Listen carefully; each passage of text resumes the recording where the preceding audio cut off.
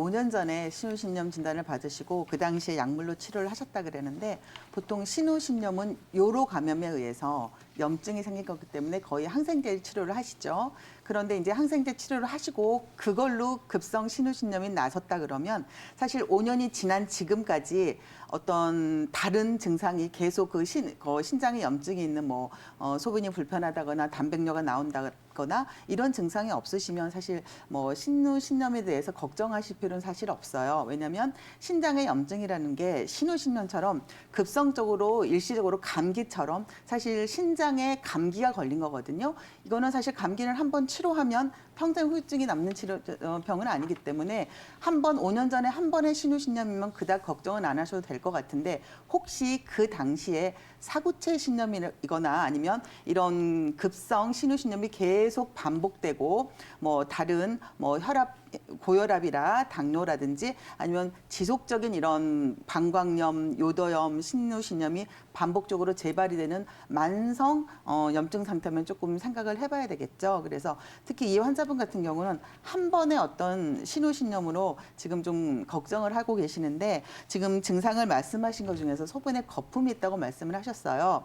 보통 이제 환자분들이 오시면 평소에는 소변이 맑고 탁하지 않은데 갑자기 거품이 생기면 좀 걱정을 하시고 한의원에서 문의들을 하시는데 사실 소변에 갑자기 거품이 많이 생기는 원인은 이거를 거품뇨라 그러는데 가장 많은 원인이 단백뇨예요. 단백뇨라는 것은 소변에 단백질이 이렇게 검출이 되는 건데 사실 단백뇨가 한 번 나오고 거품뇨가 한두 번 나온 거는 일시적인 거품뇨라는 거, 일시적인 단백뇨는 갑자기 고기, 단백질을 많이 섭취했을 때 또는 수분 섭취가 조금 부족해서 소변이 너무 응축됐을 때도 일시적으로 나올 수 있고 그다음에 과도하게 운동을 했거나 과도한 스트레스를 받았거나 혹은 갑자기 열이 나는 상태에서도 사실 이런 단백뇨가 일시적으로 나올 수 있으니까 일시적인 단백뇨, 일시적인 거품뇨는 크게 걱정하실 필요는 없으세요. 그다음에 또 약간 소변을 볼 때마다 뻐근하고 골반통이 있으셨다 그러는데 사실 이 환자분 같은 경우는 5년 전에 신우신염 때문에 이 골반통이 혹시 내가 신장에 방광에 좀 문제가 있지 않는가 이렇게 생각을 하실 수가 있는데 사실 골반통도 굉장히 원인이 다양해요. 이 환자분처럼 일시적으로 신우신염 때문에 골반이나 이런 허리가 아플 수도 있지만 사실 가장 많은 골반통의 원인은 여자들 경우 같은 경우는 자궁에 유착이 생겼다거나 아니면 자궁내막증 같은 것 때문에 생길 수도 있는데 이분 연세로 봐서는 66세시기 때문에 약간 자궁에 의한 어떤 자궁 생殖기 질환에 의한 골반통은 아니신 것 같고 아니면 그냥 근골격계 질환 때문에 거기에 어떤 구조적으로 문제가 있어서 사실 골반통이 있으실 수 있고요. 또 하나는 소화기 계통, 특히 장 쪽에 장 근육에 조금 긴장이 됐거나 무리가 있었을 경우에 골반통이 있을 수 있으니까 너무 그닥 그렇게 자꾸 그 신우신염이라는 병명에 구애되지 마시고 전반적으로 왜 내가 거품료가 나오고 왜 내가 골반통이 나오는지를 한번 체크를 해보셔서 사실 이쪽으로 한방에선 이거를 하초 가장 뿌리가 되는 그쪽으로 뭔가가 순환이 안 되고 면역력이 떨어지기 때문에 나타날 수 있는 증상이기 때문에 좀 가까운 한의원에 가셔서 왜 이런 신우신염이란 병명에 국한되지 마시고 왜 이런 증상이 나오는지 조금 살펴보시면 보통은 방광, 신장 이런 하초의 기운이 많이 떨어져서 한방에서는 그거를 신허라고 얘기를 하거든요. 신허할 때 이런 증상이 나올 수 있으니까 신장과 방광의 기운을 조금 북돋을 수 있는 우선 침과 뜸 치료를 하신다거나 아니면 혹시 근골격계 질환 때문에 골반통이 생기셨으면 그쪽으로 약침을 조금 맞아보시는 것도 방법이고요. 신장 방광의 기운을 이렇게 좀 체크를 해봤더니 많이 허해지신 경우는 신장하고 방광을 따뜻하게 해서 기혈순환을 촉진할 수 있는 약간 보신제를 조금 써보시면 도움이 될 것 같고 그다음에 평소에 거품료가 나오는 게 단백뇨가 원인이라면 사실 수분을 많이 드셔가지고 좀 농축이 안 되도록 하시고 그다음에 어떤 내가 신장이나 방광이 안 좋다는 어떤 강박관념을 조금 벗어나실 필요는 있으실 것 같습니다. 안녕하십니까. 네. 지금도 많이 어지럽고 구역질도 나고 그러시는 상태신가요? 아니, 그거는 잡히셨어요? 치료를 그게 맨일이라고 아, 네네. 하시더라고요. 메니에르 증후군이라고 진단을 받으신 거네요. 예, 예. 네, 난청이라 그래서 청력이 저하된 상태는 아니신가요?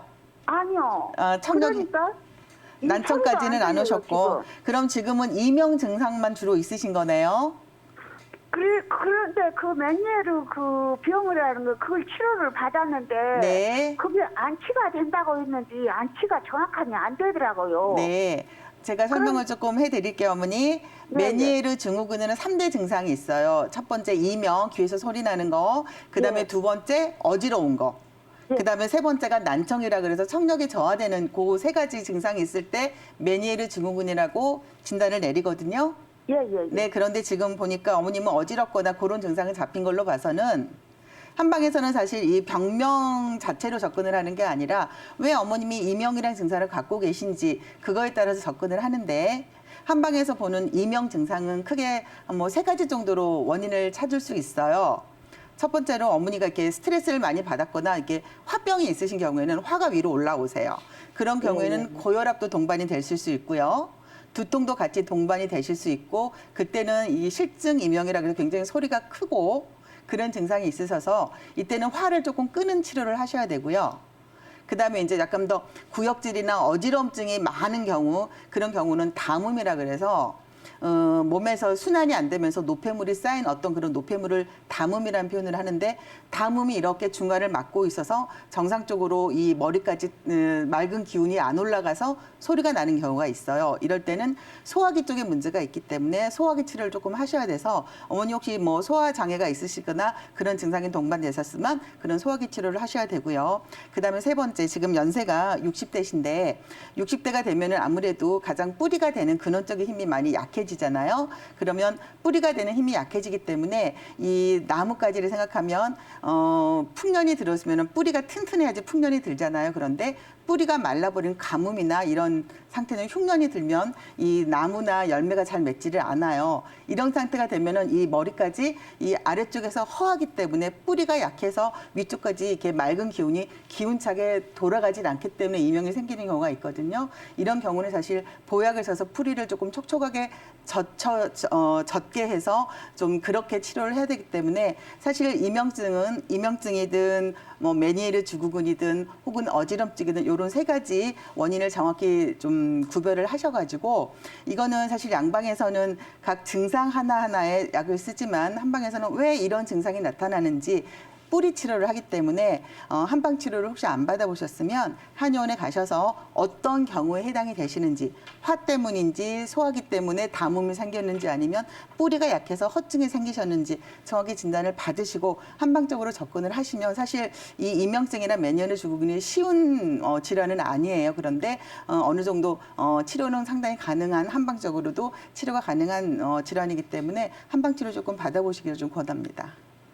예, 그런데요. 네.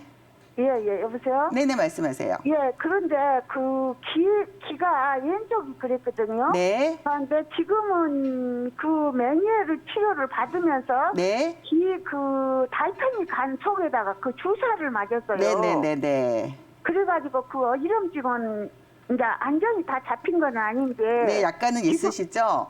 예. 그런데 그러니까, 이 소리가 이렇게 좀 넓은 공간에 들어가면은 그게 네. 좀 이렇게 울리는 그런 정황 가치로 이 귀에서 그것을 못 받아들이고 소리가 그냥 이렇게 퍼져가지고 막 크게 들려갖고 네, 아까 소리를 제가 잘못 말씀드린 거 알아듣겠더라고요. 메니에르 증후군의 3대 증상 중에 하나가 난청이라는 증상인데 그 증상이신 거예요. 그래서 지금 메니에르 증후군이 본인 해결이 됐다고 생각을 하시지만 해결이 된 상태가 아니시고 사실 메니에르 증후군 달팽이 간의 고혈압이라고 생각을 하시면 돼요. 이게 압력이 높아지면서 이게 림프 압력이 높아지면서 그게 이제 정전기관 이 평형기관이라 그래서 어지럼증을 조금 주관하는 그 기관까지 문제를 일으키신 경우이기 때문에 사실 아직 치료가 완벽하게 되시지를 않았었으니까 이거를 한방적으로 접근하셔가지고 좀 근본 치료를 해보시기를 권합니다. 네. 안녕하세요. 네, 안녕하세요. 네, 지금 갑상선 수술하시고 나서 계속 갑상선 호르몬제 드시고 계시죠? 네네. 네.